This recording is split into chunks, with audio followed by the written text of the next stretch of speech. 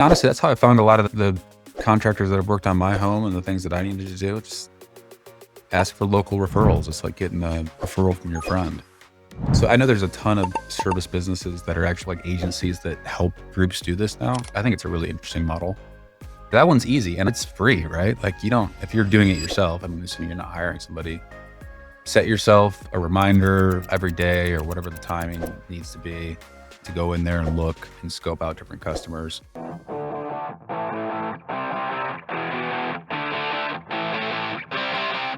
Hey, welcome back to another episode of the Owner Ops Podcast, where we talk all about starting and growing local service-based businesses. I have a special guest today, Thomas Rudy from Data Shopper. He's going to show you how you can retarget your website visitors with direct mail, postcards, things like that. So stick around. This is going to be a little bit different. This guy owns a software company, but I do believe it can be valuable to local service-based businesses, which is why he's on this podcast. He does share a lot about how he thought about going and getting his first customers and that startup phase. So the first half of the episode is going to be applicable really to starting any business. And then the second half of the episode, we got more into the nitty-gritty details about how to go retarget website visitors with things like direct. Thomas Rudy, welcome to the Owner Ops Podcast. Thank you, sir. Thanks for having me. This is pretty cool. Yeah, excited to have you on. I want to talk all about acquiring customers. So in your mind, what's the fastest way someone can acquire a customer in today's day and age? I mean, if we're going from like the local service angle, honestly, it's probably commenting on all these little Facebook groups. That's probably the fastest way.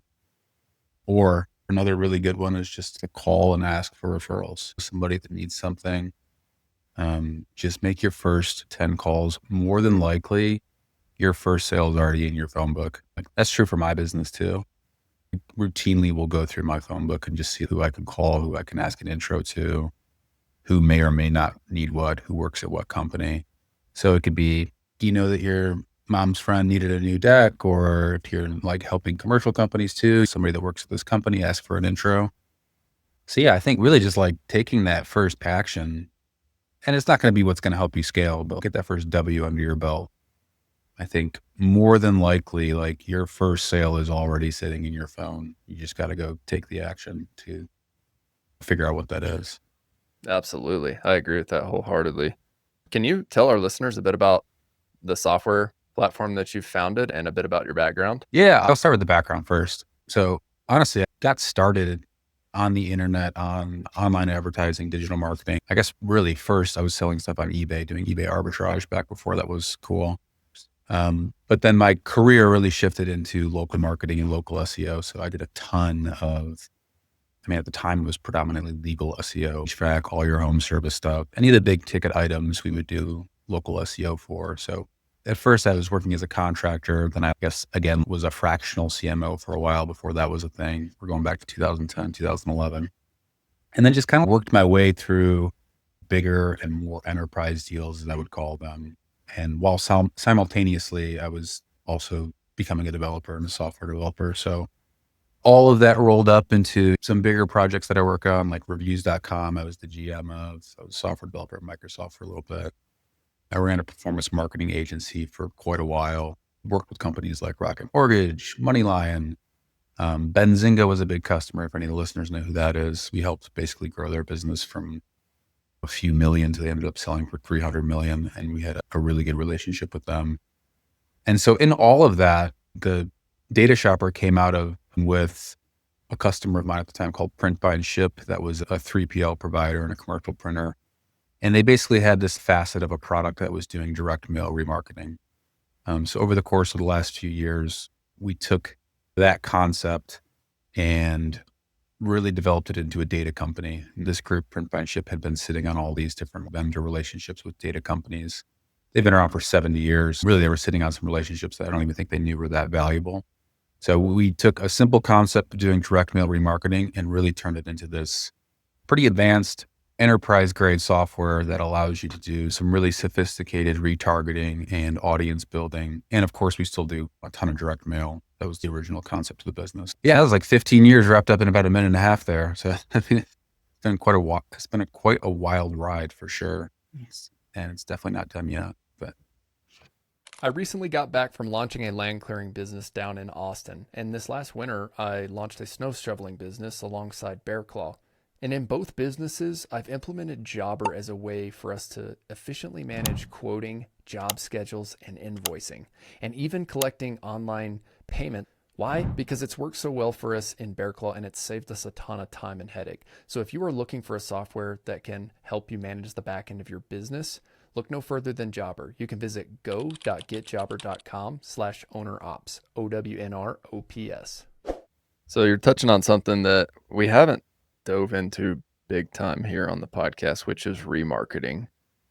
So I'd like to come back to that, especially as it relates to local service businesses. But you're the CMO, correct? At your software company? I'm actually the co-founder, so I'm the CMO of Print Buy and Ship. But of Print Buy and Ship. Okay. I see. they're like connected at the hip. Okay. Essentially at this stage. As someone with a background in local marketing, I get this question all the time from guys who are starting out in local services. Let's say like they're in the 0 to 1 million revenue mark, and they're just now realizing that this online thing can be a valuable resource for their business. Where do you recommend that person start? If you don't have a ton of marketing dollars to spend, you got to make sure every one of those dollars counts. So doing some of the things that I would say are more like sweat equity driven are probably the most important until you get to a stage where you can remove yourself from that. Like the Facebook groups, stuff like that. It works so well there's whole service industries around helping people do that. But I would say like 80% of your effort should really be in like the sweat equity approach, what you can control to hedge against different marketing tests that you're going to run. Because marketing at the end of the day, you'll have a cohort of 20 people and 10 of them say Facebook ads don't work. And the other 10 will say that they do because either they are better at it or they ran more budget against it or they have a better offer or whatever the case may be. But yeah, if you're starting out, I would be very careful with where you throw your marketing dollars. I would say probably focus more on being like the community driven outreach approach of your own business and getting yourself some like stable ground before you go and blow 20 grand on marketing that you maybe do not understand. Unfortunately, I think, again, I'm like selling against myself for those groups, but that's just like the reality. Like you got to have some stable feet before, you put something into marketing that may not give you the best results that you want to get. So yeah, if I was starting out, I would say treat it like I often say this, you're in the woods with your kids and you got to get out. And the way to get out is to get to X revenue or X sales, do whatever you have to do. And I don't think it's always pretty, honestly, when you're first starting out. But yeah, I think it was just be cautious about your marketing spend. One of the simple ones, I don't know, you've probably seen this a million times, but so many people will go and they'll spend 20, 30K on a website. It'll take them 6 months to build it. And really it doesn't even matter, right? You just need like a good local SEO strategy implemented and a decent website that converts. And then once you get some headwind or some tailwind rather, then you can go and reinvest in a pretty design. But things like that can be killer if you're starting out and you don't understand the space. Agreed. Yes. And what are some of those ways just to get out of the woods? Like just other than picking up your phone and calling. So you've already mentioned your first sale is likely, and we're talking to the people who have already been out there. They've already got an established presence locally. You've mentioned this jump in the Facebook groups multiple times. I want to dive deeper into that. And then if you have any other specific creative ideas, I'm interested to hear that as well. So let's start with Facebook groups. Like specifically, what should somebody be doing when they jump into that Facebook group? Yeah, so I live in a little city. It's a little island called Graziel. We have 4 different Facebook groups that are like your community groups. At any given time, you can go in there and someone's commenting, does anyone know a painter? Does anyone know somebody who does pest control, etc.? And you can just search for the keywords that are relevant to your business and have a stream of people that are asking those questions. And then do that for all the different cities in your area. It's probably like the easiest method. You're getting bottom of the funnel buyers. Hey, we're the local business X, whatever, we're licensed and insured. We've been in business for this amount of time, or whatever the chops are that you need to say to them. Honestly, that's how I found a lot of the contractors that have worked on my home and the things that I needed to do. Just ask for local referrals. It's like getting a referral from your friend. So I know there's a ton of service businesses that are actually like agencies that help groups do this now. I think it's a really interesting model. But yeah, that one's easy and it's free, right? Like you don't, if you're doing it yourself, I'm assuming you're not hiring somebody, set yourself a reminder every day or whatever the timing needs to be to go in there and look and scope out different customers. Some of the groups will let you post too. I don't know, unless you got some humor behind it or if you're really giving someone a really good offer. But if you can connect the dots of someone's like, hey, who is the blank in this area? And you're meeting them at that point, you have a really high likely chance to at least have a conversation or a quote happening. That's probably the easiest way to do it. There's other cheap ways to do some of these grassroots marketing efforts too. They just require effort, like getting involved with the schools, wearing a t-shirt of what you do, obviously putting your truck in the right place. People can see it. So there's a million ways you can do it that are free. They just require effort. This is like when I built my performance marketing agency that I exited from a few years ago. I would just cold call. It's a little different than a local business, but people are afraid to pick up the phone. If you have a service business, and especially if you support commercial companies, like whatever it might be, window cleaning, trash removal, etc., pick up the phone and start calling people. They don't know who you are. They may or may not be interested. Get into their vendor approved list. That's another thing you can do too. Call around to all these bigger companies, get vendor approved. I probably rattled off like 20 ideas. Take all those ideas and put it into a spreadsheet and figure out how you're going to divvy up that time between it's you and a partner or if it's just by yourself, and just do it. I know that sounds oversimplified, but that's really it. Like a lot of the difference people like finding success is just taking the action, taking the first step and then doing it, not quitting after a week. Do it for a good 9 months straight. And it's hard not to find success in my opinion, unless you're just a crappy service provider. Yeah, I think like really just don't have fear in putting yourself out there. No one knows who you are. Just take the first steps, be vigilant but professional, and just get after it. Like old fashioned hard work, as they say. Yeah, I love this. And I love the analogy that you stated. You're in the woods with your kids and you've got to figure out how to get them out. Oh yeah, that's my favorite one to say. Like Monday, you got to be out by Friday. How many deals are you going to close? Yeah, Like, absolutely. How are you going to get out? So one thing that I feel like is just highly overlooked, and I'm so glad you brought up the concept of just picking up the phone and cold calling, but real estate agents, general contractors, and property management companies in every single town. If you're a service business, like all of those people should have marketing material or at least an email or a phone call letting them know that you are there in the area. And I think a lot of people just get scared about the whole concept of cold calling because they put so much pressure on themselves that it's, oh, I have to sell on this call. And I don't know how you view this, but when I view this, it's, oh, my goal is not to sell on this call. My goal is to build a long-term relationship. And so this first opportunity where I get to speak with them is, hey, my name's Austin. I'm with Bear Claw. I just wanted to let you know that we offer tree removal services in the area. I know you're a property management company. You get asked from your clients if they ever need tree services, and then they'll be like, no, we never do. And then shoot, okay, maybe that's not the right avenue. But most oftentimes people are going to be like, oh yeah, we have people who ask all the time, or our clients ask all the time, right? And it's like, great. I would love to be on your approved vendor list. I'll just stop by your office. I'll bring by my business card, bring by a sheet just so you know who we are. And it's just like that little gesture goes so far. 100%. Yeah. And you can do, I guess the way I view it is definitely have conversations like that.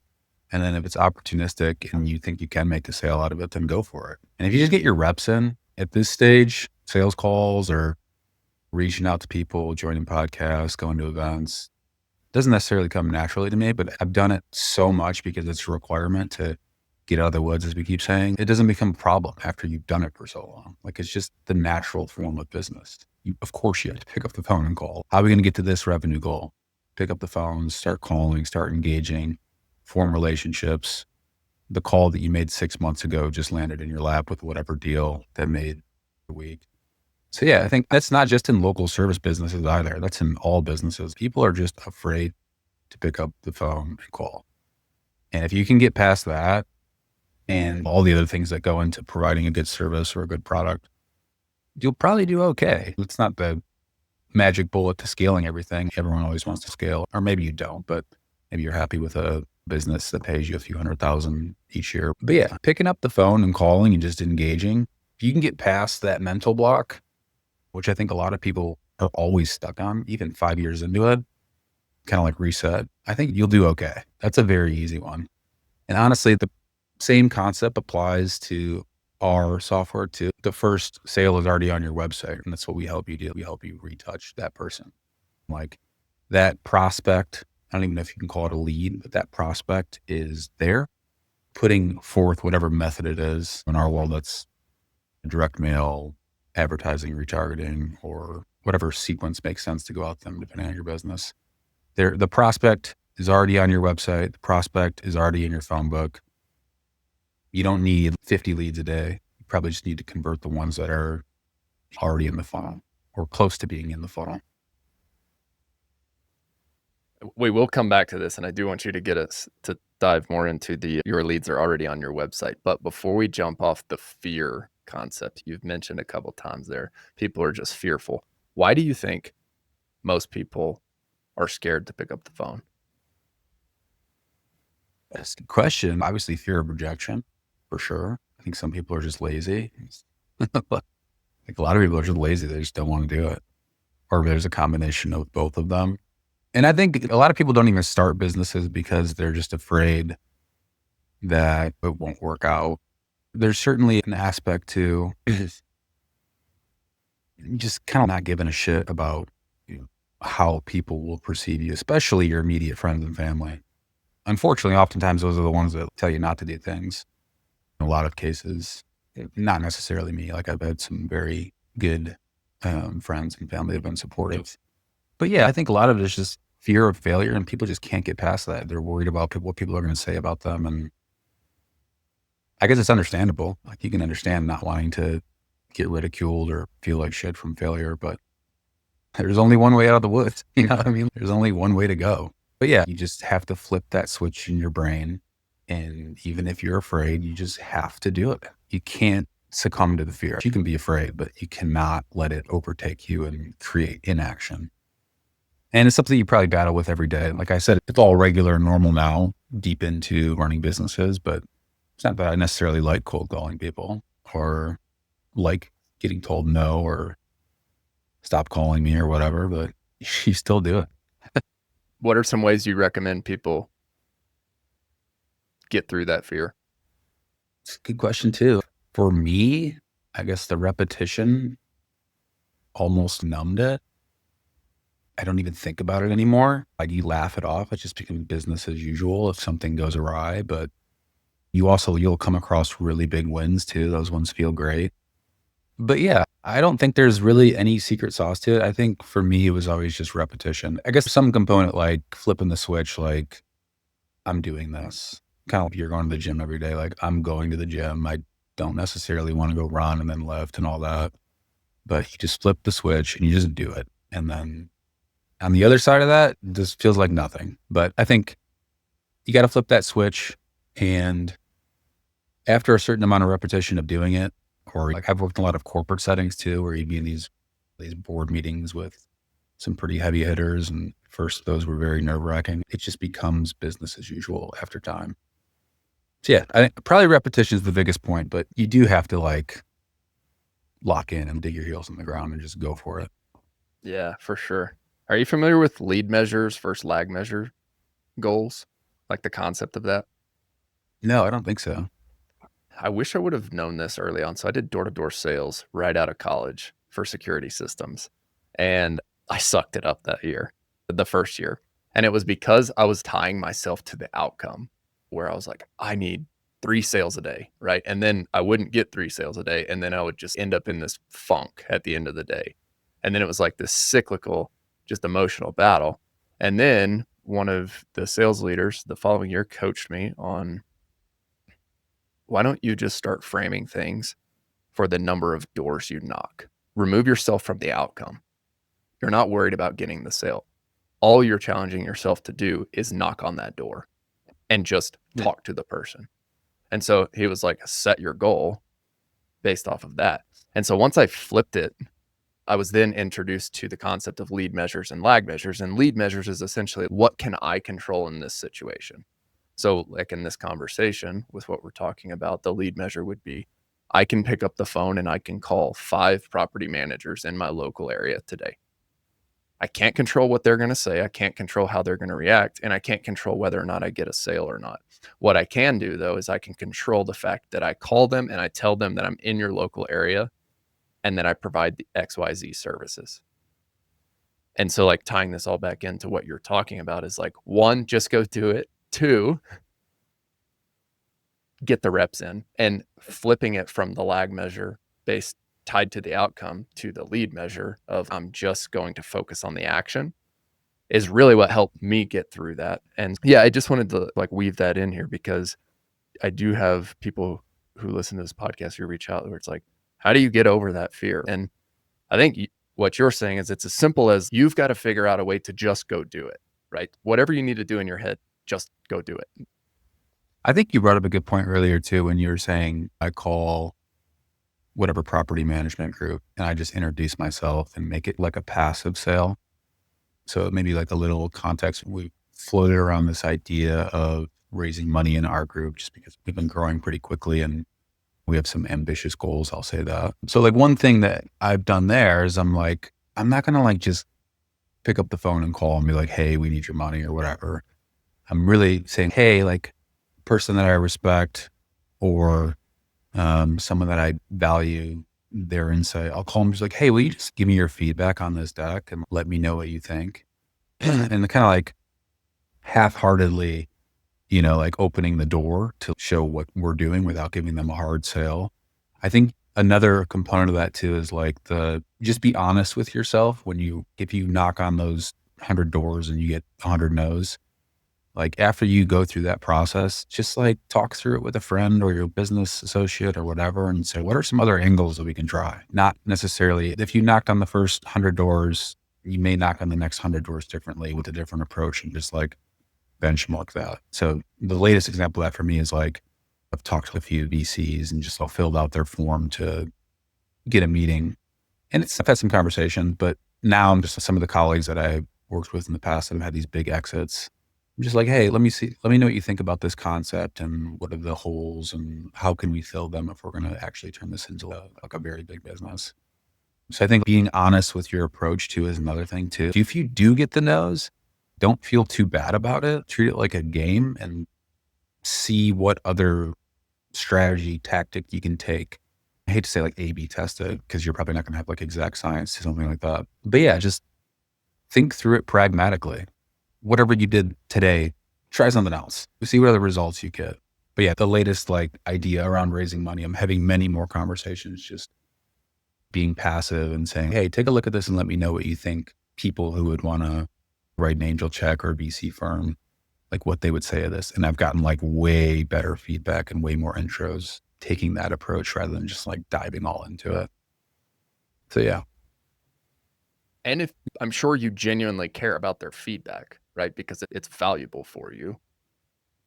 Of course. If the approach is genuine in that, it's just a way to show them under the hood of what you're doing, right? To get essentially the full pitch and provide their expert entrepreneurial or investor feedback. Yeah. And the biggest thing is like, what are the holes in this? Or when they come back and say, what's your moat or any of these questions, like, do I have a good enough strategy behind what I'm doing? And if not, like, how can I either pivot or position the messaging to help with what I'm trying to accomplish?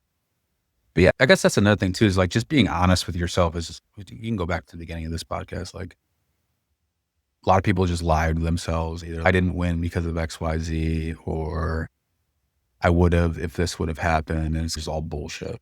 None of it ever really matters. So being honest with yourself too. So if you do make those first 1,000 phone calls or door knocks and you can get any results, maybe be a little honest with yourself and try different approaches. I think that's a huge component to going from 0 to 1 too. It's just literally just being honest with yourself. A lot of people just lie to themselves about how good they are, how things should or should not have gone. So I think that can help alleviate some of the fear too. If you're just like, it's all right, I failed and I can put my boots on again and try it again. Like it's okay. But the people that are not honest with themselves, they'll just get stuck in this like limbo wheel where it's everyone else's fault or it's all these external reasons why it's not working out the way that I thought it was going to be working out, and bad spot to be in for sure. Yeah. Or I tried so hard on that. And I think we're all guilty of this at different times of our life. But I promise listeners I'll stop doing this. But I want to reiterate the woods concept that you've talked about. If your kids are in the woods and one of them is hurt and you got to figure out a way out, you're going to figure that out. Yes. And so if business was thought about the same way, right? If you had to go 0 to $1 million this year, how would you do that? And so making that complete effort, to your point, being honest with yourself is really important with that. All right. So here's the deal. We just spent about half an hour talking a lot about getting over your fear and picking up the phone. Your first customers are in your phone book is what Thomas has said. We're going to spend the next half of this episode talking about, all right, let's say you're a couple $1 million in revenue. Next marketing strategies. Striker Digital specializes in SEO services specifically for local service businesses. Bodie and Andy, the two co-founders, have helped me get Bear Claw Land Services to the #1 search result on Google inside my state for my specific search term. If you want to learn more, visit strikerdigital.com. That's STRYKER-digital.com. What, as a CMO, what percentage, just as a rough percentage of your total revenue should go towards marketing budget? Ooh, that's a good question. It's wildly varied in the groups that I've worked with. My agency business was virtually all the expenditures were marketing. It was like performance affiliate marketing. So I think it depends. I think really like you need to set your margins and figure out what your cost of marketing should be baked into that. I think maybe a lot of times in the home service world, that's 7%-ish. Maybe you're also front loading. If you're like a service business that has brick and mortar, you're investing more of that to get into your next location and promoting it because you just opened up a new store or whatever. So I think it depends. I think a general rule of thumb for groups is probably like in that 7 to 10% range. Okay. And let's say this person, let's say they've generated, let's call it 300K in profit, win between 1 and 2 million in revenue, somewhere in there. Or let's just say several hundred in profit. They've got some money that they can either take as a distribution or next year they can reinvest back in marketing. And let's say they've bootstrapped already to that point, doing exactly what you just said, just picking up the phone. Hey, my name's Austin. We're in the local markets, just doing B2B sales. And they've gotten to where they've gotten. Now they want to build their presence online. How do you break up that 7%? If you're a local service business, I would absolutely 100%, and this is like where the world I came from, invest in your local SEO channels.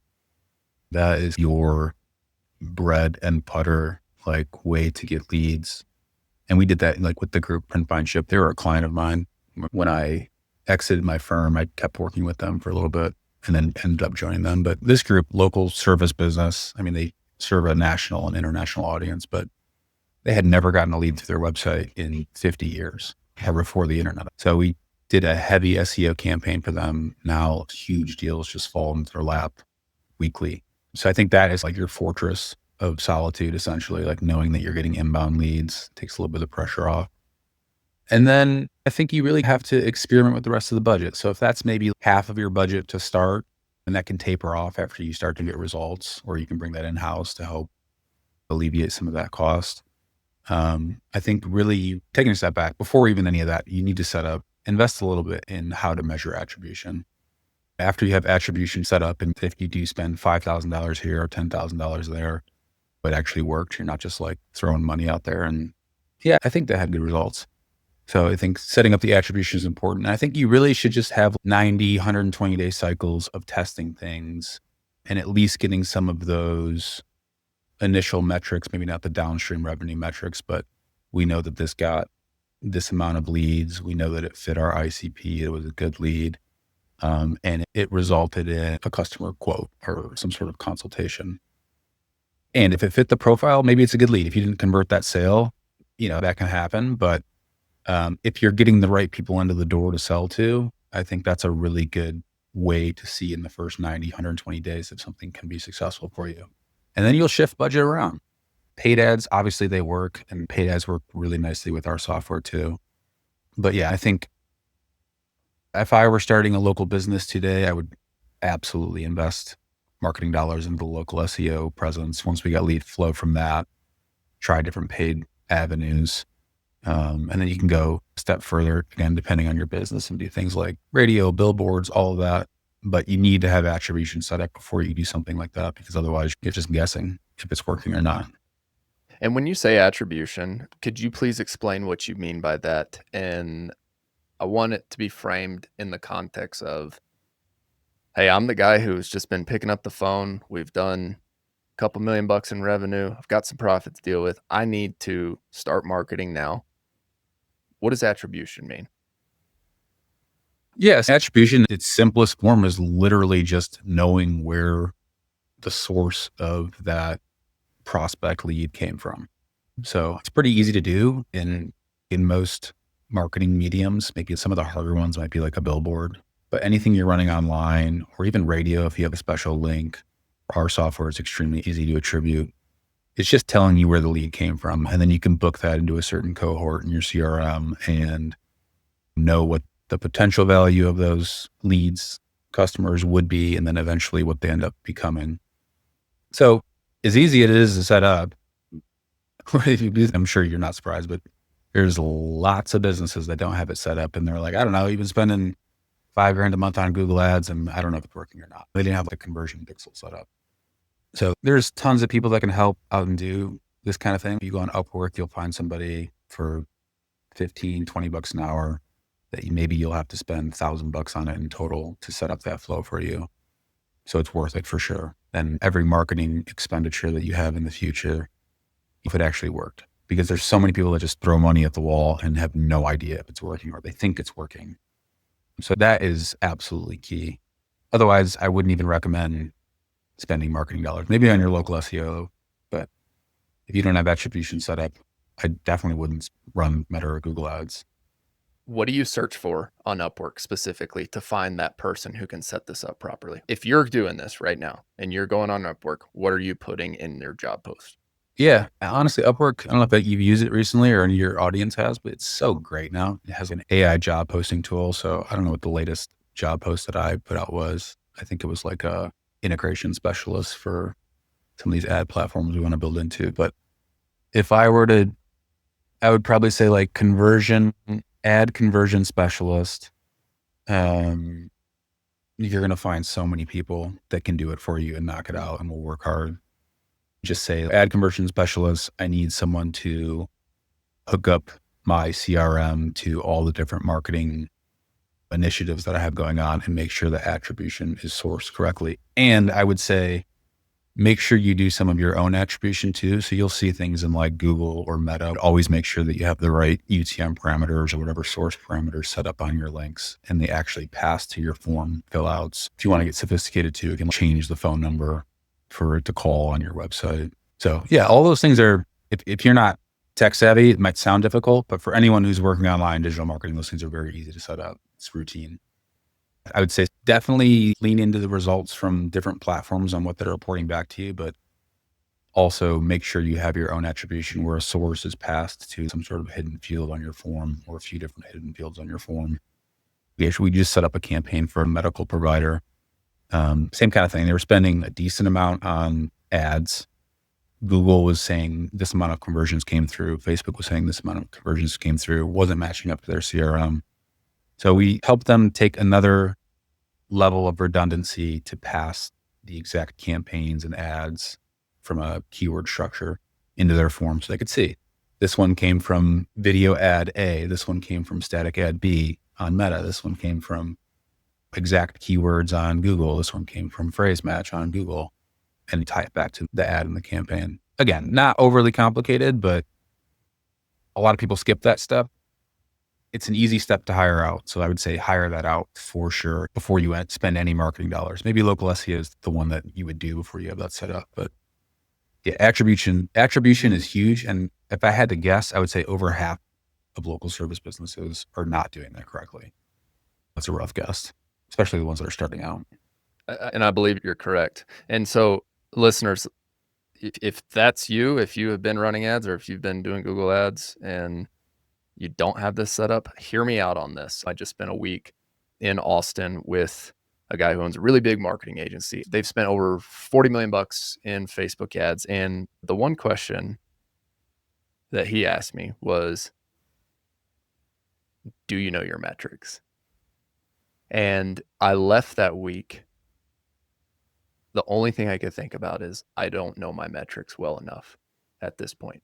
And the point that he was making to me, and I believe the point you're making to our listeners too, is you should know your metrics like the back of your hand if you're spending money on ads, because you need to know whether you can or cannot scale this business. And so the last several days, like I mentioned before we jumped on, I've been spending, I don't know, like every night, early every morning, just diving into our data. And so for listeners, we use Jobber internally. And so I will tell you a real world example. I was not doing a good enough job of this. So if you're not alone in this, but I am actively hiring somebody to do exactly what you've just said. Because if I'm going to be spending money on ads, I want to know exactly what ad that came from. And I also want to know when we book a job with a customer and a customer pays an invoice, I want to be able to look back at it at a report and be able to say, okay, this customer we can attribute back to Meta Ad 1 or Google Ad 3, whatever. And I didn't have it that detailed. And so what I've spent time on is going through all of our paid invoices from 2024, backtracking everything back to our lead list, just like manually searching everything so that I could understand my KPIs and the metrics. Because I really want to understand our cost per acquisition. I really want to understand like our average customer value, things like that. And I had no way of doing that.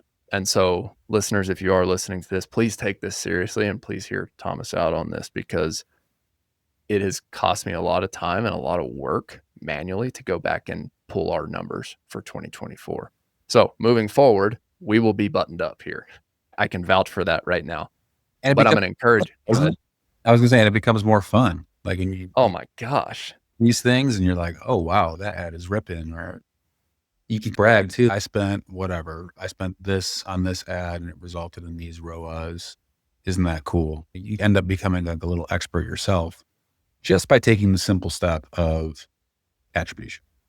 And, so like some attribution is more complex than others, but for the most part, it's pretty easy to set up, and it will help. Just that, if you imagine 40, 50, maybe as high as 60% of businesses in the local service realm are not doing this, you can immediately outpace some of your competition by spending a few $1,000s on somebody setting this up for you. That's a huge step forward, in my opinion. And another area that I've uncovered is the lifetime value metric of the customer. I have no way to upsell other services. So we run a tree crew and we also run a dirt crew. We have two different crews. And so if a customer comes through on our tree crew funnel and we perform a tree service for them this year, the following year or even later this year, we want to be able to segment them that this is a customer that has paid us for tree services, but in the notes, they also have a gravel driveway. So we should be hitting them with gravel driveway repair emails and nurturing that customer so that we can increase the lifetime value of that customer. Because if it doesn't cost us any more money to go acquire that customer, and we already have that customer in our database, we can now remarket to them, which is what I want to jump into now. And it's not going to cost us any more money. And so I think that there is this whole gold mine sitting underneath people's fingertips, especially in local service, that could be nurtured and used in a way to just upsell more services. And you don't have that customer acquisition cost associated with that. 100%. And I don't know I think Jobber does this, but you can take it a step further and ask them for the referrals. And then all of a sudden your one customer is now their two best buds and their family members. You have a whole new audience. Send this to just send a group text to your friends. They'll get whatever spring special on a driveway repair, whatever it is. So yeah, like using that effectively, it goes back to the first sales already in your phone book, like your next sales already in your CRM. There's so much exhaust, which is like what Data Shopper is all predicated on. So much exhaust happening on the eyeballs that are already interested in your business. Just easy money grabs. Here's like a fun exercise, like outside of the home service realm. But when I was running my agency, we were doing like really big affiliate deals for some of these financial media brands. And basically like everyone that you've ever heard of, we've worked with in some capacity. But it would be like 7 days before the month was up, and we would sit down and be like, all right, we got to try to do another $250,000 this month. How are we going to do it? And like all the things that we just discussed and talked about, like we're like, all right, yeah, rip that email off to this group. Let's put this placement here. Let's do that. Like everyone that was already in our system, we would set these crazy goals for adding another whatever amount of revenue in 7 days. And we wouldn't always hit it, but we would come close often, hit it sometimes. But it was just always fascinating how much was already right there that we would otherwise let die off if we didn't pay attention to it or take some sort of action. And a lot of those actions ended up becoming automated over time after we figured out what worked. But yeah, again, like that's Data Shopper is literally taking your audience, segmenting it out however you want. So an example, a really simple example is like we have a few remodeling companies. Some of them are in the basement realm. So is this customer that's on your website a homeowner? And do they actually have a basement? Okay, they fit this cohort. What's their income and what's their credit range and what's their net worth and the home value? So you can really take the audience that's already on your site and do some very interesting things with them. In the home service realm, we have property data on everybody. We have all their financial footprint, obviously all their contact information, mailing address. So we get really in the weeds with the data and we can do some really interesting stuff with it. Please tell us more. You got the floor for the next 10. Let's see, I got a 10 a.m. Eric's on that. My other sales guy's on that call, so I can show up a couple minutes late. But yeah, so Data Shopper, it is literally just a simple script that goes on your website. Takes 2 minutes to install, assuming that you have access to your code base or you got a dev guy, send it over to him. It's just like a Google Analytics script. And then in real time, it is feeding the data of who is actually looking on your site. Name, address, email, phone number. Maybe a differentiator for us is we have a myriad of other data points. So we have all their device IDs. That means their phone, what's the ID, so you can retarget it. We have their property information. So what type of home it is, all the different components of that, beds, baths. What's the mortgage? What's the estimated value? What's the mortgage rate? How many people are in the home? How many kids are in the home? Property details surrounding like business or commercial. So you can take all that data and I guess first we can return only the data that fits your ICP.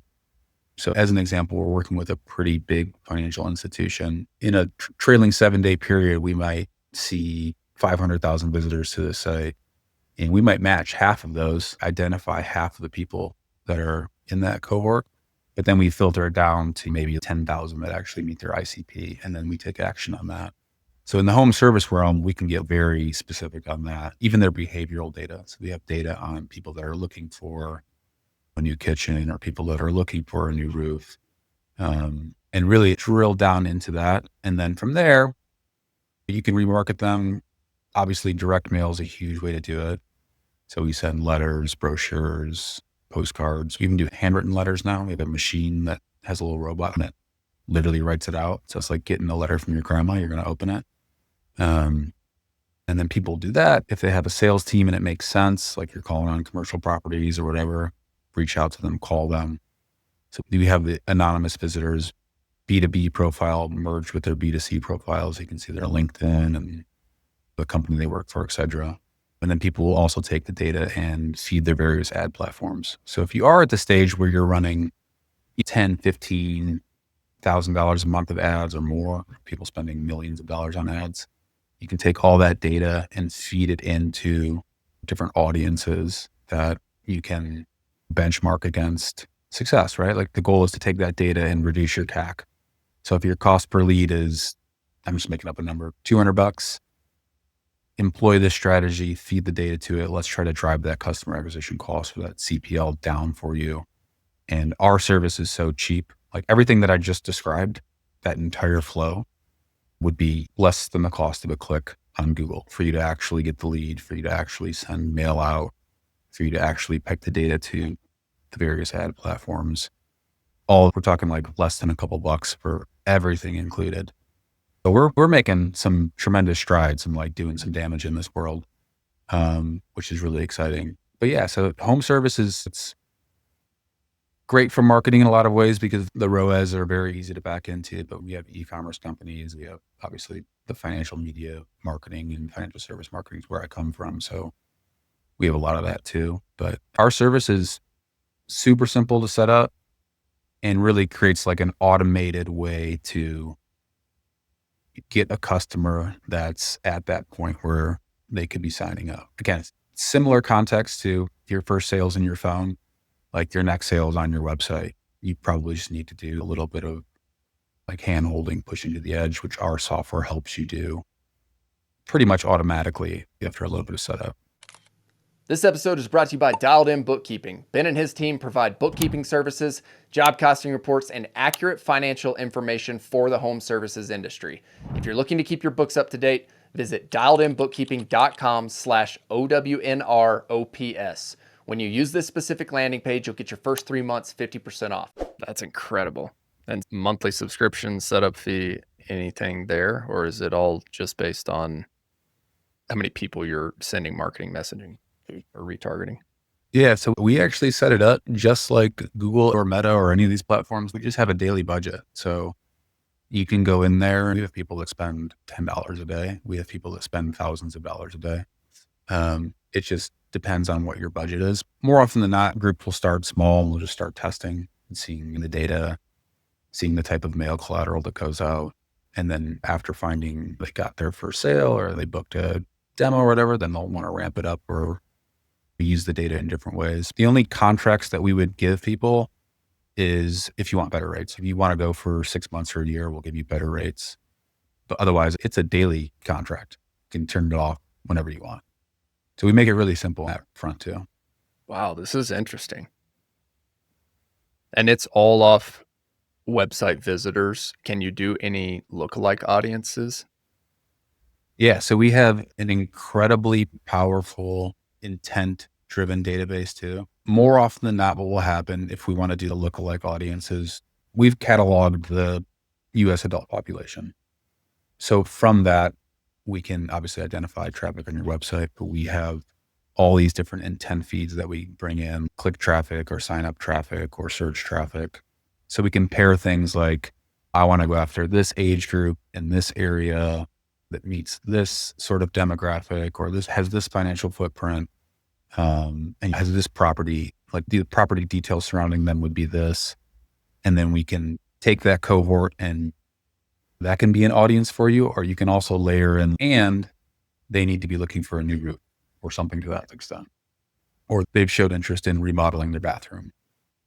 So those are things that we can kind of like tack on to our software, but they can also run independently. Like we have a lot of customers that will just take data feeds and inject them into their ads as a way to help reduce cost. And since the data is so affordable, especially at scale, talking like pennies per record, it makes it a really easy test to benchmark against. So we're averaging, again, $200 CPL. Now we're averaging 140, right? And across the macro, it's huge savings, right? So yeah, we have lookalike audiences that you can tap into. The website retargeting audience in itself is its own lookalike audience, but it's coming from your website. And most of the time, for local home service businesses or anything that are blue collar jobs, as I often call them, the traffic to those sites are really good. Like they it's somebody actually interested in your service, somebody that's shopping around and looking for it. So this data shopper helps you get an extra edge to touch them when they might be considering your 3 competitors in your area.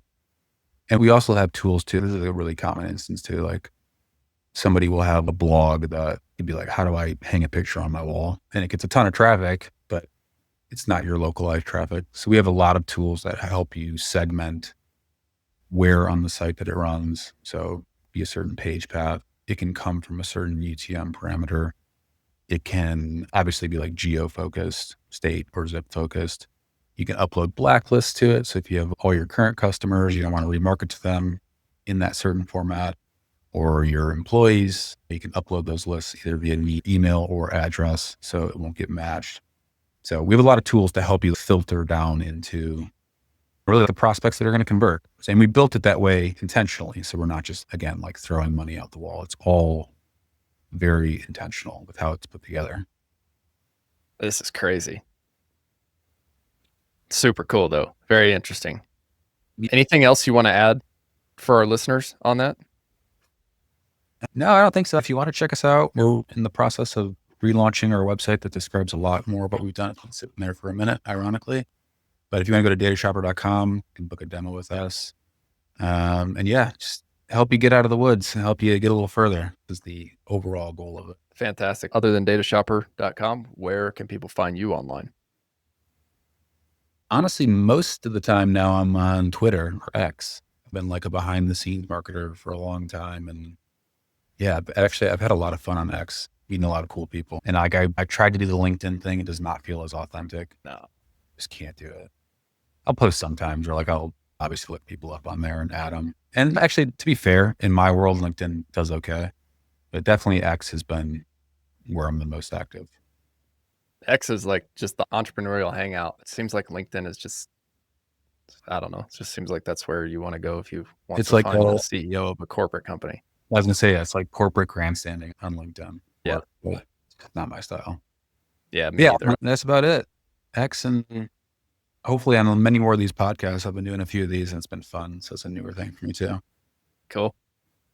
All right, Thomas, thanks for being on the Owner House Podcast. We appreciate you. Listeners, thanks again for listening to another episode here. If you have not already, go check out our newsletter. We summarize these episodes and we will send you the highest level action points on Saturdays. You can sign up ownerops.com. That's OWNROPS.com. And then we would sure appreciate a 5-star review here if you are enjoying and getting value out of these episodes. Just like building a local service business, 5-star reviews are super important for podcast algorithm as well. So if you are getting value, would you take 30 seconds to leave us a 5-star review on Apple and Spotify?